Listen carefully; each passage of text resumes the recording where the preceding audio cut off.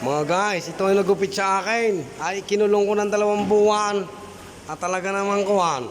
Nakabawi din. Namayat siya sa kulungan. Ay, ariya. Oh. Yan ang nagupit sa akin.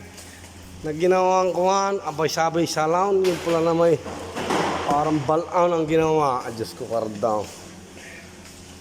Ay, kita ganin niya. Namayat na. Ay, 2 buwan akong ikinulong. Dahil 2 buwan din ako nakasombrero. At kutab-kutab ang gupay. Naloko na. Kumusta ka kayo mga guys? Kakain muna kamay. At kami pagod sa trabaho. Ingat kayo lagi. Aray, nagupit siya kain. My friend. Very nice haircut ha.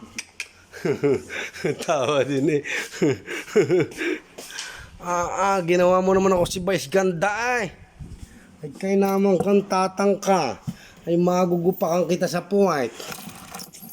Ay hindi na ako mauli yan si Iyaw. Tama ng gupait, DJ. Pagpagupit ka na lang sana. Sa mga tambay at magagaling pa.